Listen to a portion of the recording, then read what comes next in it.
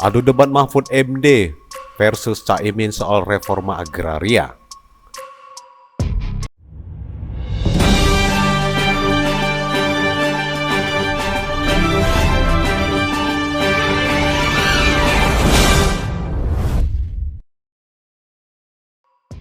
Cawapres nomor urut 3 Mahfud MD dan Cawapres nomor urut 1 Muhaimin Iskandar adu debat terkait konflik agraria saat debat Cawapres di JCC Senayan, Jakarta Pusat pada Minggu 21 Januari 2024. Diawali dengan calon wakil presiden nomor urut 3 Bapak Mahfud MD untuk bertanya kepada Cawapres nomor urut 1 Bapak Muhaimin Iskandar. Waktunya 1 menit Pak Mahfud, dimulai dari saat Bapak berbicara. Silakan. Ya, Pak Muhaimin, calon wakil presiden yang terhormat. Pada tahun 2014 kita berada di posisi yang berbeda.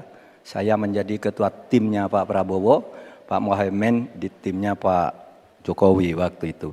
Ada pertanyaan dari Pak Jokowi pada tanggal 5 Juli 2014 kepada Pak Prabowo.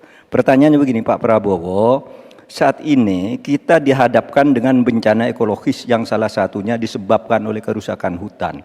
Laju penggundulan hutan di negara kita tertinggi di dunia. Nah, saat ini situasinya sama dengan tahun 2014 seperti yang kita diskusikan sejak tadi.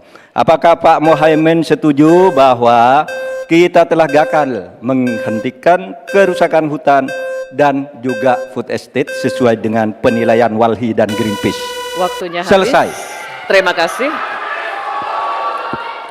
Kami persilakan calon wakil presiden nomor urut 1 Bapak Muhaimin Iskandar untuk menjawab. Waktunya 2 menit dimulai saat Bapak berbicara. Silakan. Yang patut untuk bisa menjadi alat ukur adalah bahwa dari seluruh rencana mengurangi deforestasi itu adalah berapa prestasi untuk melakukan penghijauan atau reforestasi. Sampai hari ini saya setuju dengan Pak Mahfud, tidak ada keseriusan dan kesungguhan untuk itu.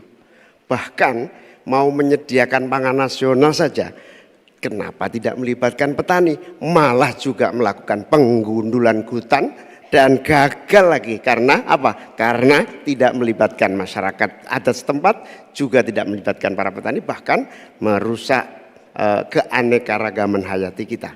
Sehingga menurut saya ini soal keberpihakan Pak Mahfud. Keberpihakan kepada pembangunan yang berbasis keberlanjutan. Di mana kita tidak akan main-main dengan soal ini. Ini soal nasib generasi. Prinsipnya satu, keadilan. Keadilan ekologi harus nomor 1. Jangan pernah membiarkan keadilan ekologi ini tidak terlaksanakan dengan baik. Yang kedua, keadilan iklim. Yang ketiga, keadilan antar generasi. Komitmen keadilan ini termasuk komitmen keadilan agraria, keadilan sosial, nggak dijalankan sama sekali karena memang apa? Tidak ada komitmen dan kesungguhan. Konstitusi sudah ada, anggaran juga punya, kemudian undang-undang juga banyak. Sekali lagi, komitmen dan kemauan sungguh serta tidak abai terhadap tugas dan tanggung jawab sebagai pemerintah. Oleh karena itu nanti kalau Amin dipercaya, insya Allah yang paling pokok adalah kesungguhan, komitmen untuk melaksanakan konstitusi dengan sungguh-sungguh, berpihak kepada rakyat dan lingkungan, bukan berpihak kepada investor ataupun pengusaha. Waktunya masih cukup Pak Muhaimin? Baik.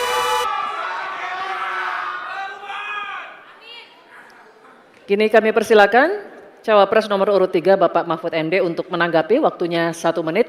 Baik. Mulai dari saat berbicara, silakan. Pak Muhaimin, ke depan itu menurut saya pemerintah perlu melaksanakan 2 putusan Mahkamah Konstitusi yang dulu saya yang membaca vonis itu dan mengetokkan palunya. Pertama, mengakui aktivis lingkungan itu sebagai subjek hukum. Itu putusan MK. Sekarang ini kalau orang bicara lingkungan ditangkap. Nah, itu berbahaya bagi kelangsungan lingkungan hidup kita. Lalu yang kedua, saya juga udah pernah tuh membuat putusan Mahkamah Konstitusi dan saya sendiri yang ngetok palunya agar definisi hutan adat itu betul-betul dibedakan dari definisi hutan negara.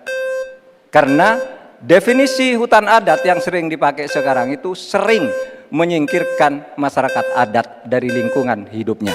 Selesai. Waktunya habis. Kami persilakan kembali Cawapres nomor urut 1 Bapak Muhaimin Iskandar untuk merespon tanggapan dari Pak Mahfud MD tadi. Waktunya 1 menit dimulai dari saat Bapak berbicara. Silakan. Ya, setuju apa yang disampaikan Pak Mahfud. Inti dari hasil kemerdekaan kita itu kan 2. 1, bahwa pemerintah atau negara mengatur sistem dan tata kelola pemerintahan dan kenegaraan. Yang kedua, mengelola kekayaan dan aset negara kita. Nah ini yang tidak pernah dilakukan. Dibiarkan aset itu liar, bahkan ada orang yang menguasai 500.000 sementara petani gurum kita sudah hampir 16 rumah tangga petani gurum yang hanya punya tanah setengah hektar. Itu dari segi soal pertanahan. Nah apalagi jasa para pemangku adat, masyarakat adat yang memiliki banyak jasa sejak sebelum kemerdekaan hingga hari ini menjaga hutan, menjaga lingkungan kita, tetapi tidak pernah diajak dialog.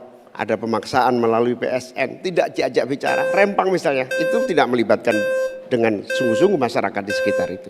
Terima kasih. Masih ada waktu Bapak? Cukup? Cukup. Baik, oke. Kalau begitu, sesi tanya jawab untuk segmen ini sudah habis. Kita berikan apresiasi untuk ketiga calon wakil presiden kita.